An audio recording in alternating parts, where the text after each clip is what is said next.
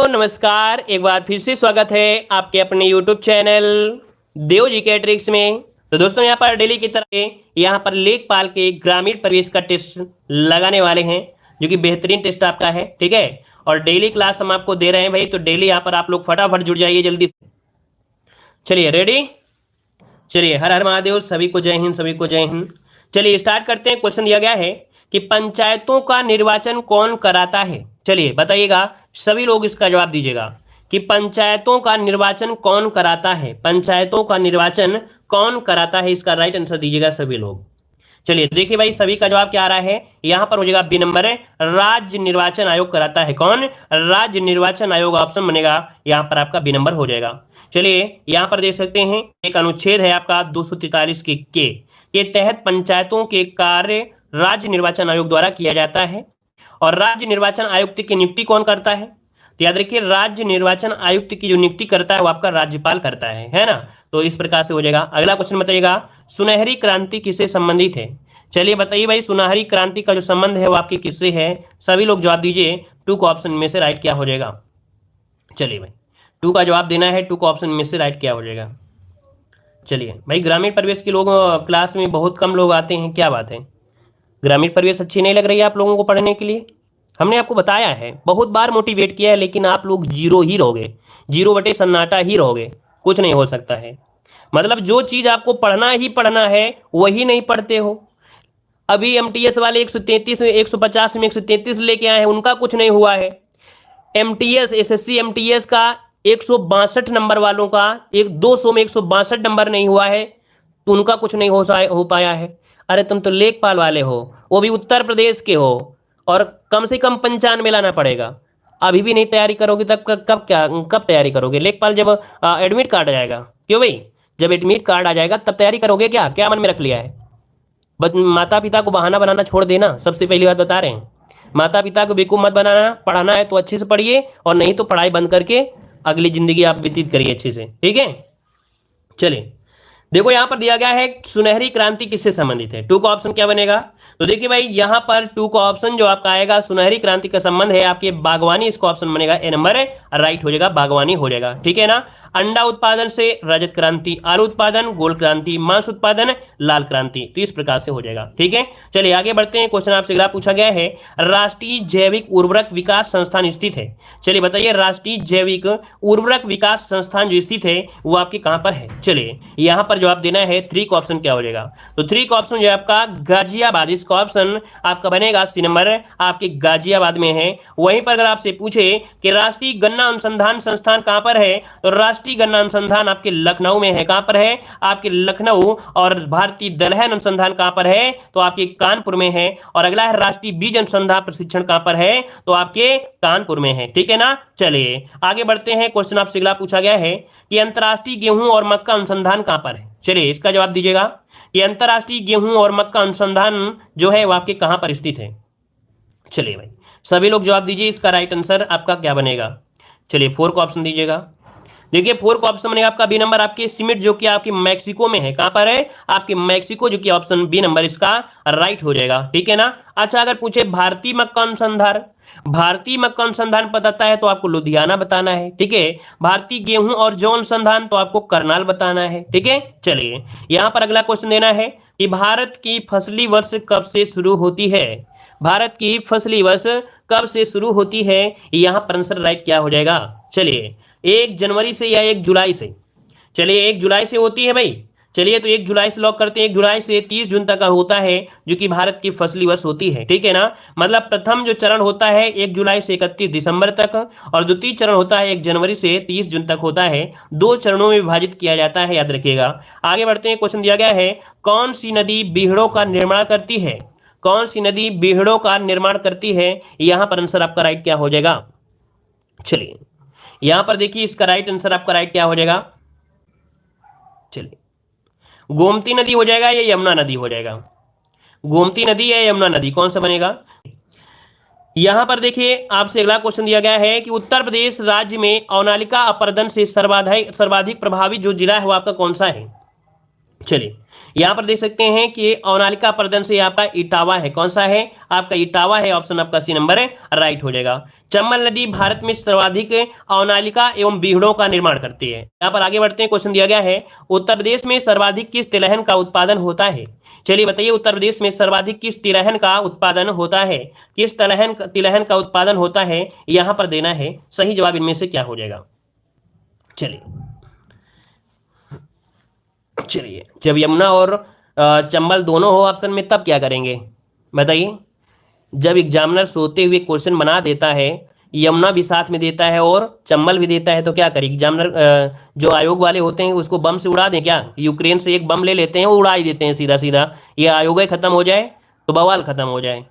चलिए यहां पर देखो उत्तर प्रदेश में सर्वाधिक किस तिलहन का उत्पादन होता है, तो 8 का ऑप्शन क्या बनेगा, यहां पर ऑप्शन बन जाएगा आपका बी नंबर सरसों, इसका आंसर बी नंबर सरसों हो जाएगा। ठीक है आगे बढ़ते हैं, यहां पर देख सकते हैं कि 25 साल से सरसों का उत्पादन उत्तर प्रदेश का प्रथम स्थान है। इसके बाद द्वितीय स्थान जो आता है वो आपका मध्य प्रदेश का, और तृतीय स्थान आता है किसका, यहाँ पर आपके राजस्थान को आता है। ठीक है ना, और उत्तर प्रदेश में सरसों उत्पादन में जिला जो आपका है आगरा और मथुरा जिला है। अभी यहाँ पर याद रखिए आगरा जिला क्यों है, क्योंकि हमने बताया था सरसों के मामले में जो आपका राजस्थान है तो वही एरिया में होता भी है, तो इस हिसाब से आपका आगरा और मथुरा याद रहेगा। ठीक है आगे बढ़ते हैं, क्वेश्चन आपसे दिया गया है कि भारत का पहला कृषि निर्यात सुविधा केंद्र कहां स्थापित किया गया है।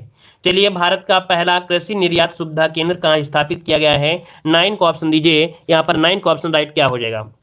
चलिए तो ये है आपके कहां पर, आपके पुणे में है, कहां पर है आपके पुणे में है, इसका ऑप्शन बनेगा ए नंबर है आपके पुणे, इसका आंसर राइट हो जाएगा। ठीक है यहां पर देख सकते हैं कि आपके नाबार्ड ने हाल ही में पहला कृषि निर्यात सुविधा केंद्र लॉन्च भी किया है, और यह केंद्र महाराष्ट्र राज्य के कृषि और खाद्य निर्यात को बढ़ावा देने में सहायता भी करेगा। ठीक है चलिए यहां पर देखिए अगला क्वेश्चन आपसे दिया गया है, कह रहा है उत्तर प्रदेश में सर्वप्रथम कृषि विभाग की स्थापना कब की गई थी। उत्तर प्रदेश में सर्वप्रथम कृषि विभाग की स्थापना कब की गई थी, यहां पर 10 का ऑप्शन दीजिएगा। 10 का ऑप्शन क्या बनेगा, 1920 इसका हो जाएगा कि उत्तर प्रदेश में सर्वप्रथम कृषि विभाग की स्थापना 1 मई को की गई थी। कितने, 1 मई को की गई थी, जो कि 1920 को की गई थी। ऑप्शन यहाँ पर हो जाएगा ए नंबर है राइट हो जाएगा। चलिए आगे बढ़ते हैं, क्वेश्चन आपसे अगला पूछा गया है। चलिए यहां पर चलिए क्वेश्चन दिया है, शाही इकाई व्यवस्था पूरे भारत में कब लागू की गई। शाही इकाई व्यवस्था पूरे भारत में कब लागू की गई थी, यहां पर देखिए आपका आंसर क्या हो जाएगा, तो आपका आंसर आपका बी हो जाएगा आपका 1 जनवरी 1826 को। 1 जनवरी 1826 को संपूर्ण भारत में शाही व्यवस्था लागू की गई थी। देखो स्टार्टिंग क्या होती थी, चावल है ना, 1 चावल 2 चावल ऐसे थोड़ा माप होती थी, हमने आपको माप वाला वीडियो बताया था तो आपको पढ़ाया भी था। ठीक है अगला क्वेश्चन आपसे यहाँ पर दिया गया है, प्रधानमंत्री मुद्रा योजना की शुरुआत कब की गई थी। प्रधानमंत्री मुद्रा योजना की शुरुआत कब की गई, 12 का ऑप्शन लॉक करिएगा। 12 का ऑप्शन यहां पर क्या हो जाएगा, देखिए भाई ऑप्शन हो जाए आपका 8 अप्रैल 2015, 8 अप्रैल 2015 ऑप्शन बनेगा, यहां पर आपका ए नंबर राइट हो जाएगा। ठीक है चलिए आगे बढ़ते हैं, क्वेश्चन आपसे अगला पूछा गया है। चलिए यहां पर देखिए अगला क्वेश्चन है, प्रधानमंत्री मत्स्य संपदा योजना, इसे नोट कर लीजिएगा, ये क्वेश्चन आपका संभावित है, पूछा जा सकता है। प्रधानमंत्री मत्स्य संपदा योजना की शुरुआत कब की गई थी, यहां पर 13 का ऑप्शन दीजिएगा।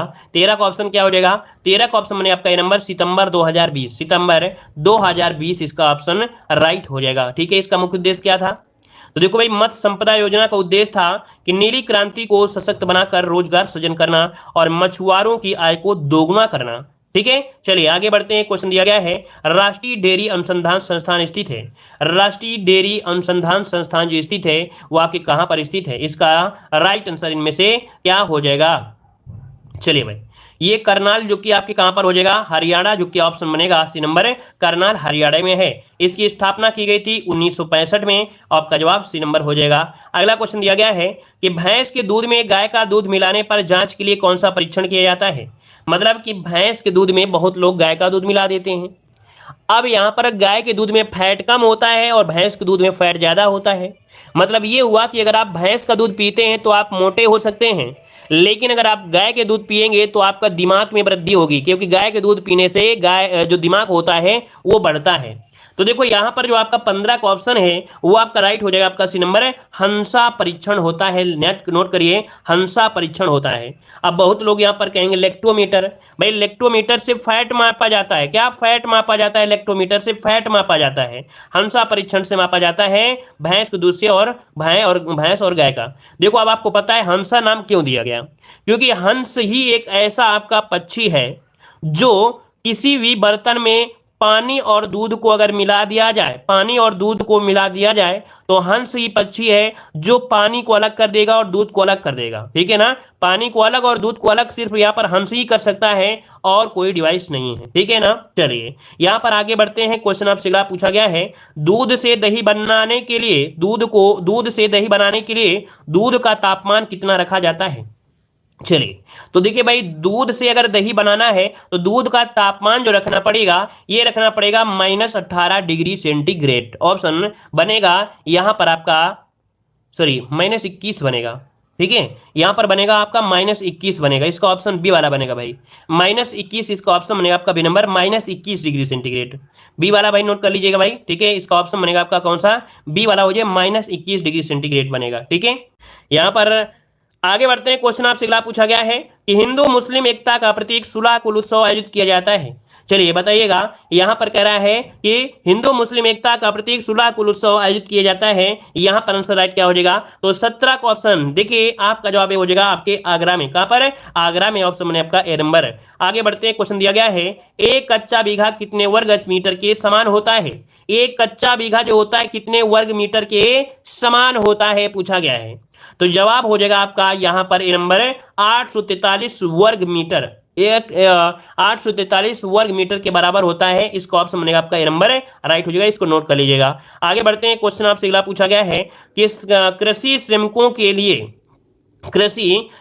के लिए न्यूनतम मजदूरी अधिनियम कब पारित किया गया था? कृषि श्रमिकों के लिए न्यूनतम मजदूरी अधिनियम कब पारित किया गया? यहां पर आंसर सी हो जाएगा 1948 में पारित किया गया था। ठीक है, इसका उद्देश्य क्या है? तो देखो इसका उद्देश्य है कि श्रमिकों के आय में वृद्धि करके उन्हें उचित जीवन स्तर प्रदान किया जाए। ठीक है, अगला क्वेश्चन दिया गया है कि गरीबी की संस्कृति का विचार प्रस्तुत किया था। गरीबी की संस्कृति का विचार प्रस्तुत किया 20 नंबर में।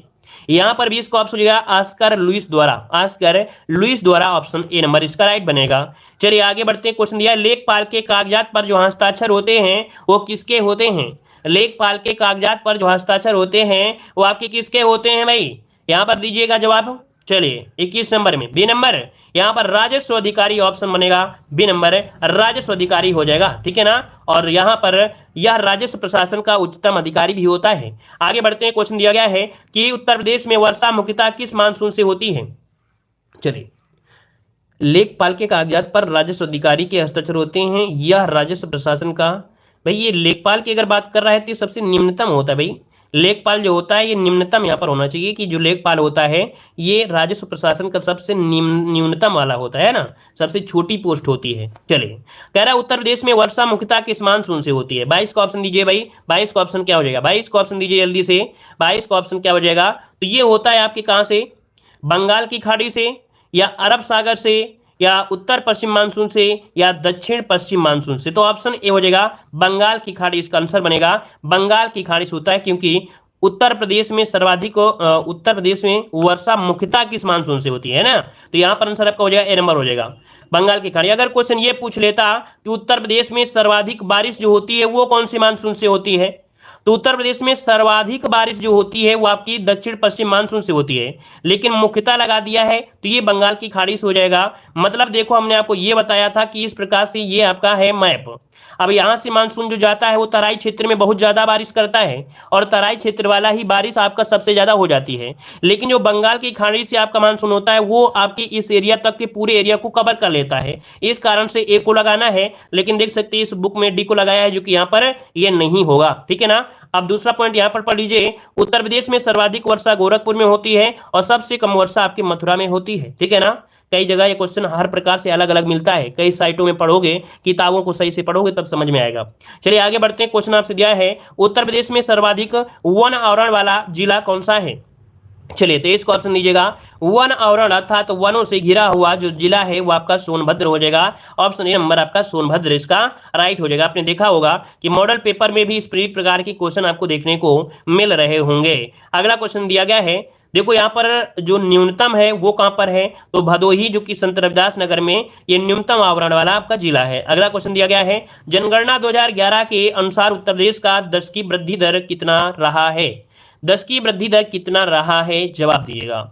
चलिए 10 की वृद्धि दर आपका 20.2%, क्या 20.2% ऑप्शन बनेगा, ए नंबर हो जाएगा 20.2%। ठीक है, चलिए आगे बढ़ते हैं। अच्छा, जो लोग यहाँ पर बी लगा रहे थे, भैया देखो हमें पता था ना कि जिन लोगों को रटा होता है कि हाँ ये ज्यादा सही है, ये ज्यादा पड़ा है, तो भाई ये 17.7 देखो क्या है, भारत की ये आपकी है कहीं 17.7, ये भारत की है। पूछा गया था उत्तर प्रदेश का, तो उत्तर प्रदेश का 20.2 हो जाएगा। ठीक है, चलिए अगला बताइएगा कि उत्तर प्रदेश का सबसे छोटा वन्य जीव विहार आपका कौन सा है।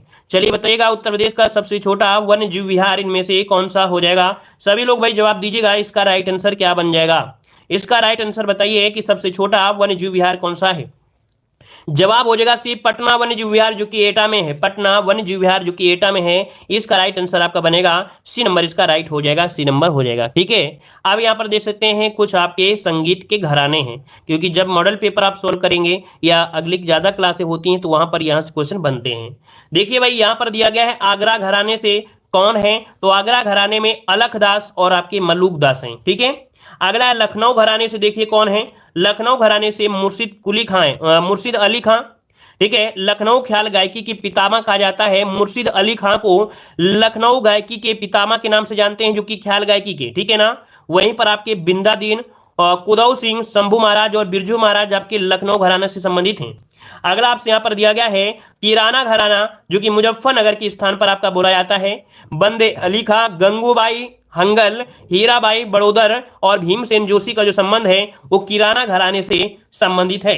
अगला दिया गया है कि बनारस घराना, बनारस घराने में छन्नू मिश्रा और राजन साजन मिश्र, गुरु प्रसाद मिश्र, सितारा देवी, गिरजा देवी, किशन महाराज, गुदई महाराज, जिन्हें समता प्रसाद मिश्र भी कहते हैं, याद रखिए गुदई महाराज का दूसरा नाम है समता प्रसाद मिश्र, मोतीबाई, रसूलन बाई और सिद्धेश्वरी देवी, ये बनारस घराने से हैं। अगला दिया गया है भिंडी बाजार घराना, जो कि मुंबई है। भिंडी बाजार घराना मुंबई, ये मुरादाबाद के छज्जू खां आदि के मुंबई में बस जाने से इस घराने की स्थापना हुई। अर्थात ये जो नया घराना दिख रहा है ये थे आपकी मुरादाबाद के छज्जू खां, ये मुंबई में बस गए और बस जाने के बाद इस घराने की स्थापना हुई। लता मंगेशकर ने इसी घराने के अली खां से शिक्षा प्राप्त किया था। जो आपकी लता मंगेशकर थी उन्होंने भिंडी बाजार घराना से ही यहाँ पर शिक्षा लिया। उनमें से थे आपके अली खां, तो अली खां से इन्होंने शिक्षा लिया था। इस प्रकार से कुछ महत्वपूर्ण आपके भिंडी बाजार खत्म हो जाते हैं। और आज की क्लास ये रखते हैं, ठीक है।